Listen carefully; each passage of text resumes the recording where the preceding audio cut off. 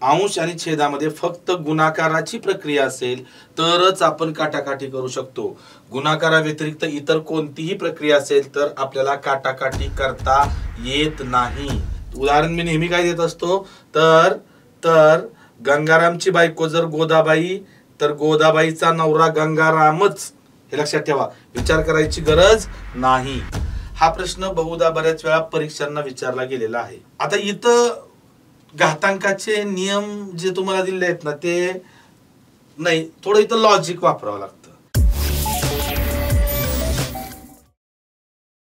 नमस्कार विद्यार्थी मित्रांनो, मी प्राध्यापक नितीन सत्रे आपल्या सर्वांचं वेनेटर करिअर्सच्या ऑनलाईन प्लॅटफॉर्मवरती मनपूर्वक स्वागत करतो। मित्रांनो, आपण घातांक अंकगणित या विषयातील घातांक या घटकावरती चर्चा करत आहोत आणि पाठीमागच्या सेशन पर्यंत आपण घातांक या प्रकरणातले सर्व प्रकारचे प्रश्न पाहिलेले आहेत, सर्व प्रकार पाहिलेले आहेत आणि आपण त्यावर विचारले जाणारे प्रश्न कोणकोणत्या प्रकारचे असतात ते पाहिलेले आहेत, पाहत आहोत। पाठीमागच्या सेशन मध्ये जाता मी तुम्हाला एक उदाहरण होमवर्कला दिलेलं होतं। मला खात्री आहे तुम्ही सर्वांनी त्या प्रश्नाचं उत्तर काढलेलं असेल। ओके, तरी आपण तो प्रश्न सोडवायचा कसा ते आता बघूया, स्टार्ट करूया आजच्या सेशनला। तर होमवर्कला दिलेलं उदाहरण काय होतं, हे उदाहरण होतं बघा। 2 चा n अधिक 1 घात अधिक 2 चा n घात छेद 2 चा n अधिक 4 घात वजा 2 चा n अधिक 1 घात। आता एखादा विद्यार्थी काय करेल माहिती आहे का, इथं बघा हे 2 चा n अधिक 1 घात आहे, इथं पण 2 चा n अधिक 1 घात आहे, म्हणून याला हे कट करेल। असं काटाकाटी करायची नाही, अशा आपण काटाकाटी करू शकत नाही मित्रांनो। का नाही काटाकाटी करू शकत आपण, तर अंश आणि छेदामध्ये जर फक्त गुणाकाराची प्रक्रिया असेल तरच आपण काटाकाटी करू शकतो। मी काय म्हणतोय, अंश आणि छेदामध्ये फक्त गुणाकाराची प्रक्रिया असेल तरच आपण काटाकाटी करू शकतो। गुणाकाराव्यतिरिक्त इतर कोणतीही प्रक्रिया असेल तर आपल्याला काटाकाटी करता येत नाही। इथं बेरीज आहे वरती आणि खाली वजाबाकी आहे, तर आपल्याला ही काटाकाटी करता येत नाही। ओके, तर हा प्रश्न काय आहे तुम्हाला सांगतो आपण, हा होमवर्कचा प्रश्न होता। तर हा प्रश्न फक्त केवळ घातांकाच्या पहिल्या नियमावर आधारित असणारा प्रश्न आहे। काय म्हणतोय मी, घातांकाच्या पहिल्या नियमावर आधारित असणारा प्रश्न आहे। कसं काय, तर इथं 2 चा n अधिक 1 घात दिलाय। मग मी तुम्हाला जर प्रश्न असं जर म्हटलं की बाबा a चा m अधिक n घात बरोबर काय, असं विचारलं तर तुम्हाला प्रश्न पडेल असं कसं काय, असं a चा m अधिक n घात। तर हा पहिला नियम आहे घातांकाचा। घातांकांची बेरीज कधी होते, तर पाया समान असताना गुणाकाराच्या प्रक्रियेत घातांकांची बेरीज होते, असा पहिला नियम आहे। पहिल्या नियमात आपण काय लिहिलं होतं बघा, तर a चा m घात गुणिले a चा n घात बरोबर a चा m अधिक n घात। हा नियम फक्त आपल्याला काय करायचा आहे मित्रांनो, उलटा वापरायचा आहे। मग a चा m गुणिले a चा n घात बरोबर a चा m अधिक n घात असतो की नाही, याचाच अर्थ a चा m अधिक n घात बरोबर a चा m घात गुणिले a चा n घात। मी नेहमी म्हणतो हे बरोबर हे आहे, याचा अर्थ हे बरोबर हे असतं। ओके, उदाहरण मी नेहमी काय देत असतो, तर गंगारामची बायको जर गोदाबाई तर गोदाबाईचा नवरा गंगारामच, हे लक्षात ठेवा, विचार करायची गरज नाही। मग इथं 2 चा n अधिक 1 घात आहे, मी इथं कसं लिहितो बघा, तर इथं 2 चा n अधिक 1 घात कसं लिहिणार मी, तर 2 चा n घात गुणिले 2 चा 1 घात प्लस 2 चा n घात। ओके, आणि छेदामध्ये बघा इथं काय होणार, n अधिक 4 आहे की नाही, तर 2 चा n घात गुणिले 2 चा 4था घात वजा इथं काय होणार बघा, तर 2 चा n घात गुणिले 2 चा 1 घात।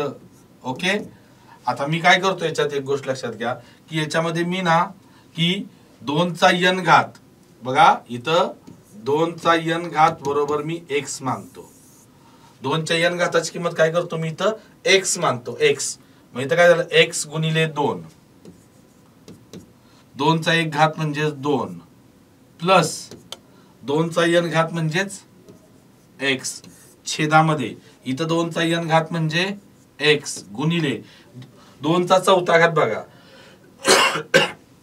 2चा चौथा घात म्हणजे काय असतो, कोणत्याही संख्येचा चौथा घात म्हणजे त्या संख्येच्या वर्गाचा वर्ग.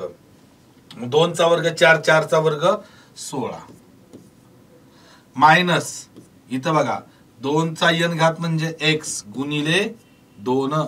आता काय झालं बघा इथं x गुणिले 2 म्हणजे 2x अधिक x 2x अधिक x आणि छेदामध्ये बघा इथं x गुणिले 16 म्हणजे 16x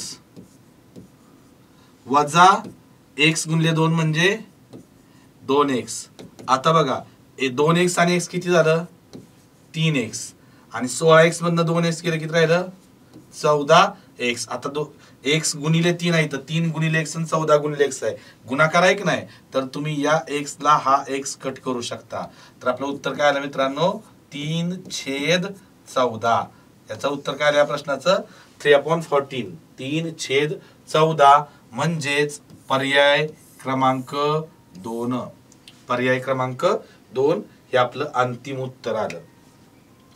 समजलं? सोपा प्रश्न आहे बघा कसा सोडवला. तर बघा मी 2चा n घात बरोबर x मांडला जेणेकरून तुम्ही 2चा n घात या दोघांमधून कॉमनही काढू शकला असता. याच्यातून 2चा n घात कॉमन याच्यातून निघाला असता. छेदामध्ये पण 2चा n घात कॉमन काढला असता. 2च्या n घातला 2चा n घात कट झाला असता आणि शेवटी 3/14 हेच उत्तर आलं असतं. वेगळं उत्तर येणार नाही, लक्षात ठेवा. ओके, नेक्स्ट क्वेश्चन काय आहे आता बघा प्रश्न काय आहे 27चा 6वा घात गुणिले 9चा 3 घात कंसाचा x घात बरोबर 1. तर x बरोबर किती. मी नेहमी सांगतो तुम्ही व्हिडिओ पॉज करायचा आणि या प्रश्नाचं उत्तर तुम्ही काढायचा प्रयत्न करायचा. तुमचं उत्तर जर ऑप्शन मधलं आलं तर अतिउत्तम, बरोबर आलं तर खूपच छान, जर नाही आलं उत्तर तर मी सोडवून देतोय ते, नंतर तुम्ही व्हिडिओ चालू करायचा आणि बघायचं तुमचं कुठं चुकतंय ते. ओके, आता बघा इथं जर आपण प्रश्न घातांकातला आहे, घातांक म्हटलं की पायाशी खेळायचं, पहिला प्रेफरन्स पायाला द्यायचा, बाकी इतर काही विषय घ्यायचा नाही. मग बघा इथं पाया 27 आहे, इथं पाया 9 आहे आणि इथं पाया 1 आहे. मग आता 27, 9, 1 सगळे पाये वेगवेगळे आहेत आणि गुणाकाराची प्रक्रिया आहे. मग पाया आता 27 आणि 9चा काय एकमेकांशी घातांकित संबंध आहे का.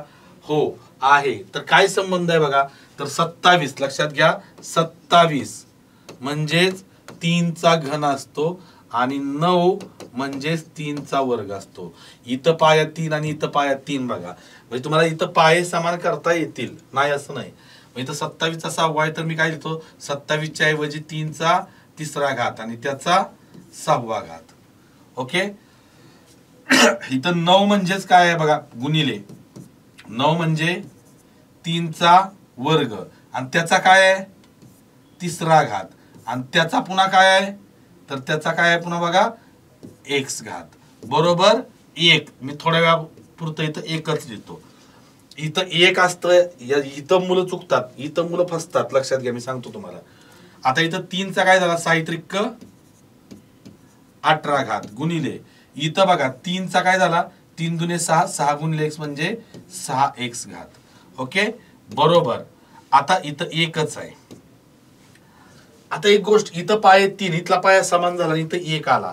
आता इथं काय होणार बघा 3चा पाया समान असताना गुणाकाराच्या प्रक्रियेत घातांकांची काय होते बेरीज होते, म्हणजे इथं 18 + 6x झालं आणि इकडं मात्र 1 आहे. पण घातांकात आपल्याला काय असतं पहिला प्रेफरन्स पाया समान करण्यासाठी. इथं पाया 3 आहे आणि इथं पाया 1 आहे. तर 1 जर असेल पाया 1 असेल, मी काय म्हणतोय पाया 1 असेल ना तर त्याचा आपल्याला कोणताही पाया बनवता येतो, कोणताही पाया बनवता येतो कितीही. कारण 1 हा वैशिष्ट्यपूर्ण अंक आहे. मी तुम्हाला सुरुवातीला संख्या प्रकरणात सांगितलं होतं. किंवा 1च्या बाबतीत काय असतं तुम्हाला सांगतो a⁻0 = 1. कोणत्याही संख्येचा शून्य घात नेहमी काय असतो 1 असतो. मग लक्षात ठेवा. मग इथं पाया 3 आहे का नाही तर मी इथं पाया 3च घेतो आणि त्याचा शून्य घात घेतो. कारण 3चा शून्य घात काय असतो 1.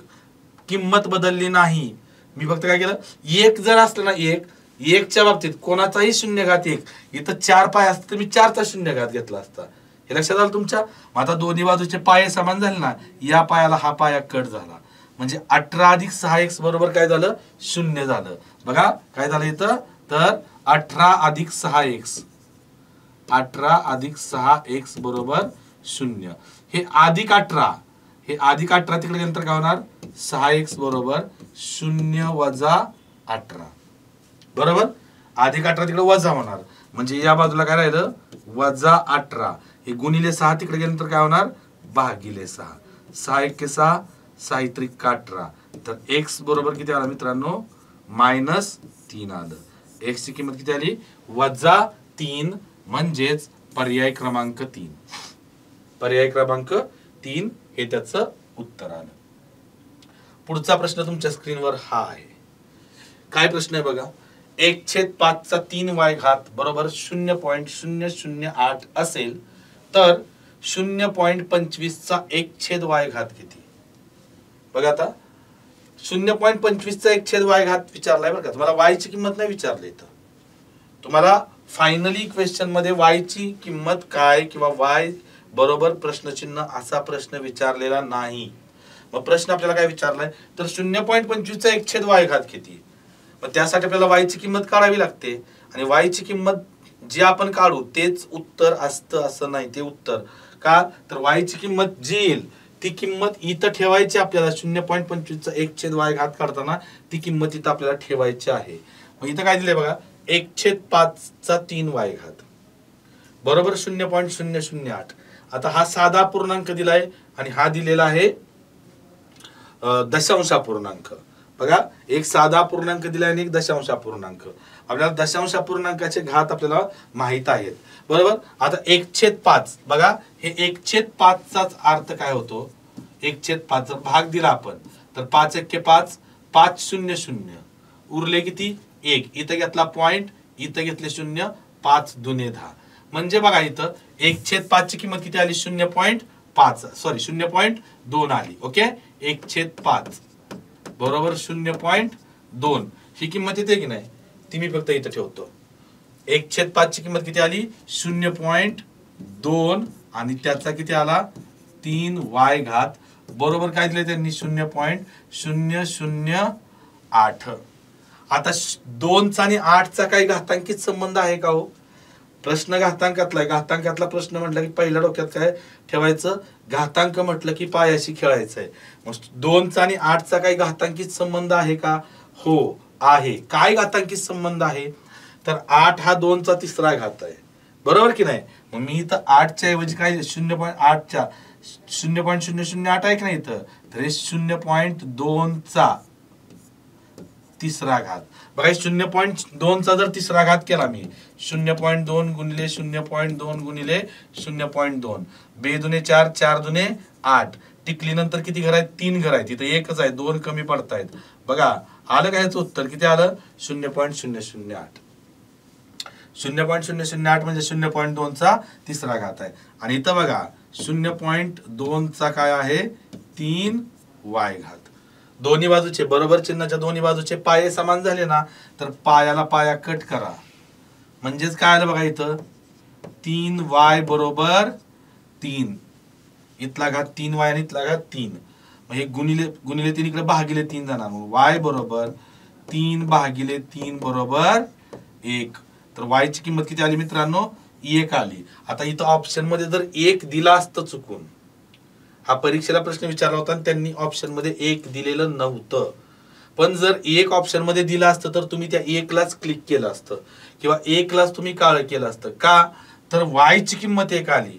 पण एक गोष्ट लक्षात घ्या, इथं त्यांनी y ची व्हॅल्यू काय असा प्रश्न विचारलेलाच नाही.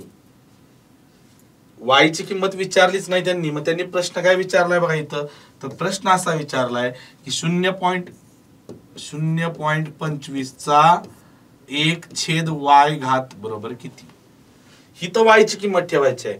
y ची किंमत किती आली आपली, 1 आलेली आहे. बरोबर, बघा y ची किंमत किती आली आपली, तर 1. मग इथं काय येणार बघा, तर 0.25 चा 1 y ची किंमत जी 1 आली तिथं 1/1 म्हणजेच 1. मग कोणत्याही संख्येचा 1 घात 30 संख्या उत्तर असते. म्हणजे उत्तर किती आलं आपलं, 0.25 हे उत्तर आलं आपलं किती, 0.25. म्हणजेच पर्याय क्रमांक 1, ऑप्शन नंबर 1 हे आपलं काय आलं, फायनल आन्सर आलं. ओके, नेक्स्ट क्वेश्चन बघा. हा प्रश्नही महत्वाचा आहे. ए चा 15 घात भागिले ए चा 21 घात बरोबर 1 छेद ए चा m घात. तर m ची व्हॅल्यू काय? m ची किंमत शोधायची आहे तुम्हाला. ओके, आता इथं बघा, पाया समान असताना भागाकाराच्या प्रक्रियेत घातांकांची काय होते? वजाबाकी होते. दुसरा नियम, नियम क्रमांक 2, पाया समान असताना भागाकाराच्या प्रक्रियेत घातांकांची काय होते? वजाबाकी होते. इथं बघा, इथं लिहून घेतो मी, ए चा 15 घात भागिले ए चा 21 घात बरोबर 1 छेद ए चा m घात. आता पहिला प्रेफरन्स कशाला द्यायचा आपण? पायाला. इथला पाया ए आहे, इथला पाया ए आहे, इथं मात्र छेदात ए गेलंय. पहिला प्रेफरन्स पाया समान करण्यासाठी, आणि दुसरा प्रेफरन्स कशासाठी देतो आपण? तर घातांकाचं चिन्ह प्लस मध्ये असावं, हा दुसरा प्रेफरन्स. पण आता मी काय करतो बघा इथं, की पहिला प्रेफरन्स पाया समान, तर इथं 1 छेद ए चा m घात म्हणजेच काय? आपला 7वा नियम काय सांगतो माहिती आहे का? a raise to minus m is equal to 1 upon a raise to m. आठवतोय का? म्हणजे 1 छेद ए चा m घाताची किंमत किती असते मित्रांनो? तर a चा वजा m घात.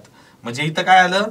तर a चा वजा m घात आलं नाही? तर a चा वजा m घात, 1 छेद ए चा m घात म्हणजेच a चा वजा m घात. नियम क्रमांक 7, 7वा नियम, घातांकाचं चिन्ह बदलणारा नियम. आणि इथं काय होणार? तर a चा 15 वजा 21 घात, घातांकांची वजाबाकी. 15तून 21 जात नाही म्हणून आपण काय करतो? 21 मधून 15 गेलं तर किती आलं? 6, आणि मोठ्या संख्येचे चिन्ह मायनस. a चा वजा 6वा घात बरोबर a चा वजा m घात. दोन्ही बाजूचे पाय समान झाले की नाही? तर पायाला पाया कट झाला. आता मायनस m, बघा इथं काय झालं माहिती आहे का? तर मायनस m, इथला घात मायनस m बरोबर मायनस 6. दोन्ही बाजूची वजा चिन्ह काढू शकतो आपण, म्हणून m ची किंमत किती आली? 6. m is equal to 6. m ची किंमत 6, म्हणजेच पर्याय क्रमांक 3 हे आपलं फायनल आन्सर असेल. इथपर्यंत मला असं वाटत नाही तुम्हाला इथपर्यंत आतापर्यंत कुठल्याही प्रकारचा त्रास झाला असेल. बरोबर, अगदी सिंपल सहजरित्या चाललेलं आहे. ओके, आता बघा त्यानंतरचा प्रश्न, 5 चा m घात भागिले 125 चा 3रा घात बरोबर 0,1. 0,1 म्हणजेच 1. तर m ची किंमत किती? m ची किंमत काढायची आपल्याला. बरोबर, आता इथं बघा प्रश्न असा आहे, 5 चा m घात बघा भागिले 125 चा 3रा घात, 125 चा 3रा घात बरोबर 0,1 म्हणजेच 1. 0,1 चा अर्थ 1 असतो. आता या पाय बघा, पहिला प्रेफरन्स पाया, पहिला प्रेफरन्स पाया समान करण्यासाठी. आता इथं इथं बघा ऍक्च्युअली की इथं पाया 5 आहे, इथं पाया 125 आहे. पाये समान आहेत का? तर नाही. पाये समान असतील तर अतिउत्तम, नसतील तर त्या उदाहरणात दिलेल्या कंडिशन वरून आपल्याला पाये समान करून घ्यावे लागतात. बघा इथं पाया 5 आहे, इथं 125 आहे, तर 5 चा आणि 125 चा काहीतरी घातांकित संबंध असणार. तर लक्षात घ्या, 125 हा काय आहे? 5 चा घन आहे. 5 चा काय आहे? घन. मग इथं मी 5 चा m घात, 5 चा m घात भागिले 125 म्हणजेच 5 चा घन, आणि त्याचा पुन्हा 3रा घात आहे, लक्षात ठेवा, बरोबर 1. आता काय झालं बघा, इथं 5 चा m घात भागिले 5 चा 3 त्रिक काय होणार? 9वा घात बरोबर 1. आता बघा इथं पाया 5 आहे, इथं पाया 5 आहे, इथं मात्र 1 आहे. मी तुम्हाला सांगितलं 1 हा वैशिष्ट्य पूर्णांक आहे. जर 1 असेल घातांकामध्ये 1 आलं तर आपण पाहिजे तो पाया आपल्या सोयीप्रमाणे घेऊ शकतो. इथं पाया 5 आहे, इथं पाया, तर इथं पाया 5 पाहिजे की नाही? तर मी 1 च्या ऐवजी काय घेतो? 5 चा 0 घात, 5 चा 0 घात. मग इथं पाया समान असताना भागाकाराच्या प्रक्रियेत घातांकांची काय होते मित्रांनो? वजाबाकी होते. घातांकांची काय होते? वजाबाकी. म्हणजे 5 चा m वजा 9 घात, m वजा 9 घात बरोबर 5 चा 0 घात असे येणार. ओके, मग इथं दोन्ही बाजूचे पाये समान झाले ना, या पायाला हा पाया कट करा. m वजा 9 बरोबर काय आलं 0. इथला घातांकाला m वजा 9 आणि इथला घातांकाला 0. m minus 9 is equal to 0. Okay, हे वजा 9 बरोबर चिन्हाच्या आपल्याकडे गेलं की अधिक 9 होतं. मग m बरोबर काय झालं 0 अधिक 9 म्हणजेच m बरोबर काय आलं 9 आलं. काय आलं उत्तर आपलं, m ची किंमत 9 म्हणजेच पर्याय क्रमांक 3. पर्याय क्रमांक 3 हे आपलं फायनल आन्सर असेल. नेक्स्ट क्वेश्चन, पुढचा प्रश्न तुमच्या स्क्रीनवर आहे बघा. थोडासा किचकट वाटतो, पण जेवढा तो किचकट वाटतो सुरुवातीला बघताना त्याच्या कितीतरी पटीनं तो सोपा प्रश्न आहे. लक्षात घ्या. काय प्रश्न आहे, 3/5 चा m घात भागिले 5/3 चा वजा 4 घात.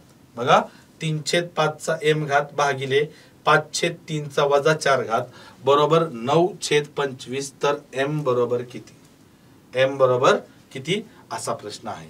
ओके, आता बघा सिंपल, इथं पाया 3/5 आहे आणि इथं पाया 5/3 आहे आणि इथं 9/25 आहे.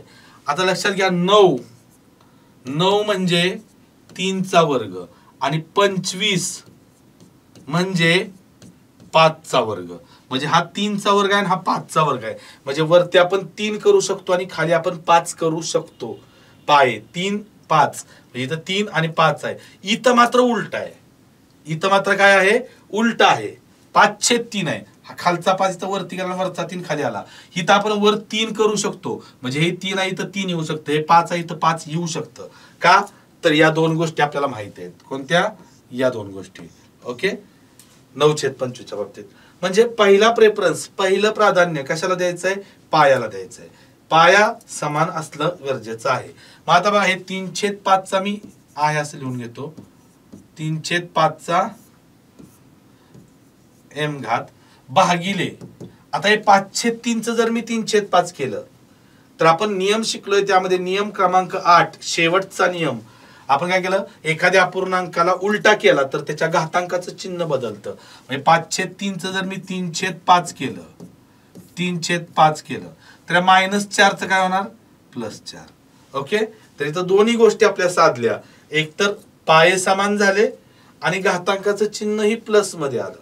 दोन्ही गोष्टी साधल्या, काय हरकत नाही. एक वेळ घातांकाचं चिन्ह मायनस मध्ये आलं तरी चालेल. मी काय म्हणतोय, एक वेळ घातांकाचं चिन्ह मायनस मध्ये आलं तरी चालेल, पण पाया समान पाहिजे. सगळ्यात महत्वाची गोष्ट, घातांक या प्रकरणामध्ये पाया समान असण्याला सर्वात जास्त महत्व आहे. ओके, बरोबर. ह्या 9 ला मी काय लिहितो, इथं 3 चा वर्ग आणि 25 ला काय लिहितो, तर 5 चा वर्ग. अंश आणि छेदाचे वर्ग समान असतील तर आपण त्या अपूर्णांकाला कंस देऊन समान असलेला घातांक एकदाच लिहू शकतो. मग आता इथं काय झालं बघा, पाया समान झाला की नाही इथं, म्हणजे इथं काय झालंय, याचं 3/5 चा वर्ग हे आपण करू शकतो. या बाजूला बघा, पाये समान असताना भागाकाराच्या प्रक्रियेत घातांकांची वजाबाकी होते, माहिती आहे ना आपल्याला. मग इथं पाया समान आहे ना, इथं हे 3/5 घातांकांची वजाबाकी m वजा 4. 3/5 चा m वजा 4 घात बरोबर 3/5 चा दुसरा घात. दोन्ही बाजूचे पाये समान झाले ना मित्रांनो, या पायाला हा पाया कट करा. मग इथला घात m वजा 4 बरोबर किती आलं, 2. म्हणून बघा, इथला घात आला m-4, m वजा 4 बरोबर इथला किती आला, 2. आता हे वजा 4 तिकडे गेल्यानंतर काय होतं, तर 2 अधिक 4, या बाजूला काय राहिलं फक्त m. मग m बरोबर किती आलं, 2 आणि 4 6. m ची व्हॅल्यू किती आली, 6. म्हणजेच पर्याय क्रमांक 1 हे आपलं उत्तर आलं. पर्याय क्रमांक 1. ओके, खात्री आहे मला तुम्हाला हे समजलं असेल. एखादं थोडं हे प्रकरण थोडं किचकट आहे, वादच नाही, हे प्रकरण किचकट आहे, पण एखादं उदाहरण जरी नाही तुम्हाला समजलं तरी पुन्हा बॅक घेऊन पुन्हा पाठीमागे येऊन ते पुन्हा पुन्हा बघा. एक दोन वेळा पाहिले की ते समजून जाईल. न समजण्यासारखं असं काहीच नाही, लक्षात घ्या. जगातली प्रत्येक गोष्ट अवघड असते ती समजेपर्यंत. एकदा समजली की कितीही अवघड गोष्ट एकदम सोपी होऊन जाते. ओके, पुढचा प्रश्न बघा. हा एक प्रश्न थोडा इंटरेस्टिंग आहे. 3चा x घात अधिक 3चा y घात अधिक 3चा z घात बरोबर 27, तर x अधिक y अधिक z बरोबर किती? हा प्रश्न बहुधा बऱ्याच वेळा परीक्षांना विचारला गेलेला आहे, पोलीस भरतींना. आता इथं घातांकाचे नियम जे तुम्हाला दिले आहेत ना, ते नाही, थोडं इथं लॉजिक वापरावं लागतं. काय दिलंय बघा इथं, 3चा x घात अधिक 3चा y घात अधिक 3चा z घात बरोबर 27. आणि तुम्हाला प्रश्न फायनली विचारलाय x अधिक y अधिक z बरोबर किती, असा प्रश्न विचारलाय. तर आता एक गोष्ट लक्षात ठेवा. ओके, हे x अधिक म्हणजे तुम्हाला x च्या y च्या आणि z च्या किमती काढायच्या आहेत. x च्या y च्या आणि z च्या किमती काढायच्या आहेत, बरोबर की नाही? आता बघा मी काय करतोय इथं, तर 3च्या घातांकाच्या पटीत म्हणजे 3चा घातांक काय असतात बघा, 3चा 1 घात 3, 3चा दुसरा घात 9, 3चा तिसरा घात 27. ओके, आता समजा ह्या x च्या किमती आपण विचार करायचा आहे. एक तर तुम्ही लक्षात ठेवलं तरी चालेल, मी तुम्हाला सांगतो. पण आता 3चा x घात, x ची किंमत जर मी 1 घेतली समजा, तिथं 3चा 1 घात अधिक y ची किंमत, 3चा 1 घात किंमत किती येणार आहे, 3 येणार आहे. 3चा y ची किंमत मी किती घेतली, पण ह्याच्यापेक्षा मी 3 पेक्षा मोठी किंमत घेऊ शकत नाही, कारण ह्या तिघांची बेरीज किती यायला पाहिजे, 27. तर ह्या तिन्ही संख्या 27 पेक्षा लहान पाहिजेत. त्यामुळे 3चा तिसरा घात तर मी घेऊ शकत नाही. आता y ची किंमत जर मी 2 घेतली तर 3चा दुसरा घात. आता z ची किंमत मी 3 घेऊ शकत नाही. का नाही घेऊ शकत 3, तर 3चा तिसरा घात घेतला तर ह्याची 27 आली. 27 आणि हे 9, ह्या 27 पेक्षा जास्त होतंय ना. त्यामुळे बघा इथं मी 3चा घात 3 हे सुद्धा नाही घेऊ शकत. हे सुद्धा इथं म्हणजे x y किंवा z ची किंमत मी 3 सुद्धा घेऊ शकत नाही, किंवा 3 पेक्षा मोठी घेऊ शकत नाही. मग मला 1 किंवा 2च घ्यायचे आहे. मग मी काय करतो आता, मग अशा 3 संख्या कोणत्या आहेत घाताच्या, आता हे 3 वेळा 3 आलं तर 3 3 3 आणि 3 6 आणि 3 9च येते, 27 येते का नाही. पण जर मी 3चा वर्ग घेतला इथं दुसरा घात 9, तर 9 9 9 किती येईल, 9 अधिक 9 अधिक 9 किती येईल, 27 येईल की नाही. बघा म्हणजे या 27 ला मी कसं लिहितो, तर 9 अधिक 9 अधिक 9 असं लिहितो, बरोबर का, 9 अधिक 9. आता हेच बघा, तर 9 अधिक 9 हे आता 9 अधिक 9 अधिक 9 लिहिलं का नाही, तर ह्याचाच अर्थ कसा येणार माहिती आहे का, हेच हे 9 म्हणजे मी 3चा वर्ग अधिक इथं 3चा वर्ग अधिक 3चा वर्ग. बघा हे 3चा वर्ग 9, हे 9 अधिक 3चा वर्ग 9, हे 9 आणि 3चा वर्ग 9, हे 9. तवा बेरीज किती येईल, 27. आता बघा इथला पाया समान आहे, इथला पाया समान आहे, इथला पाया समान आहे, इथं बेरजेचे चिन्ह आहेत. जर तुम्ही या दोघांची तुलना केली तर x ची व्हॅल्यू किती येते बघा, x ची व्हॅल्यू x बरोबर 2, y ची किंमत y बरोबर 2 आणि z बरोबर 2. x ची, y ची आणि z ची प्रत्येकाची किंमत जर मी 2 2च घेतली तर 3चा वर्ग काय होतंय बघा, 3चा वर्ग 9, y ची किंमत 2 घेतली तर 3चा वर्ग 9, z ची किंमत 2 घेतली तर 3चा वर्ग 9 आणि यांची बेरीज केली तर किती, ते 9 9 9 त्रिक 27 येते का इथल्या 27 एवढी.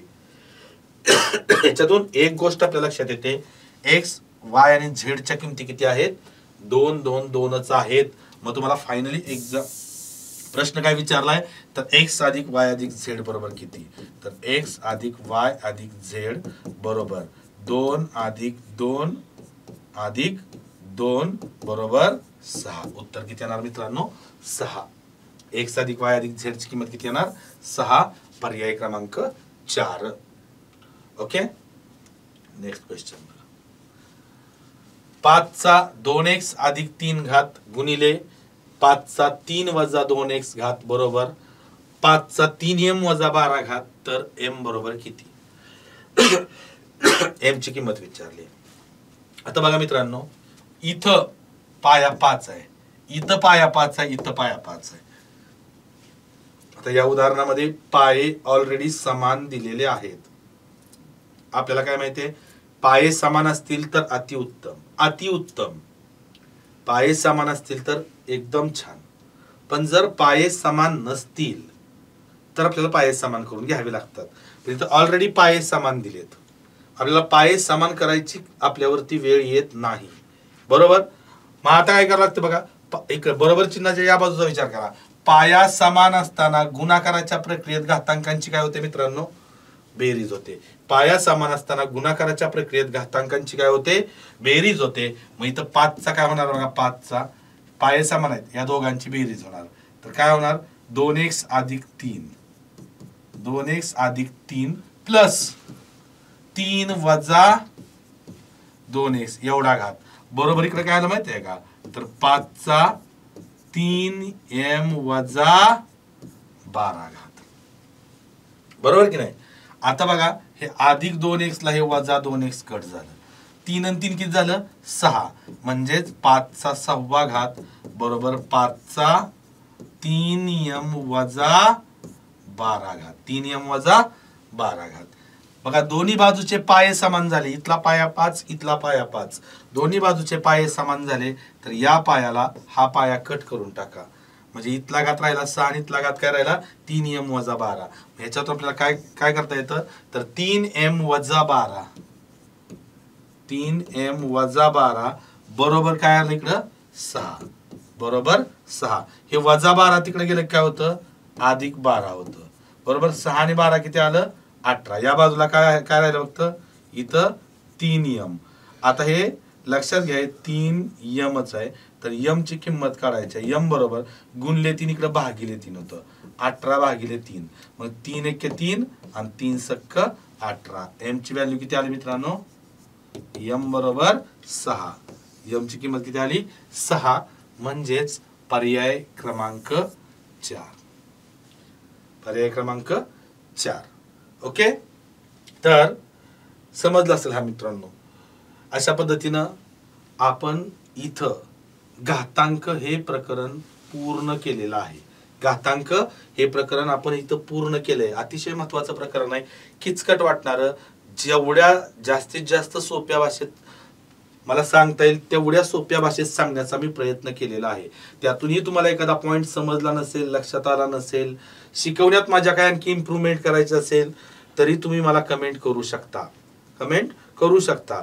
दुसरी गोष्ट यानंतर आपण करणी घातांकाचाच दुसरा भाग, आपण घातांक म्हणजे अर्धा भाग पाहिलाय, करणी हे प्रकरण घेऊन पुढच्या नंतरच्या सेशन मध्ये आपण नवीन प्रकरण करणी घेऊन येणार आहोत. घातांकाचा, ज्याला घातांक जमतं त्याला करणी जमतच.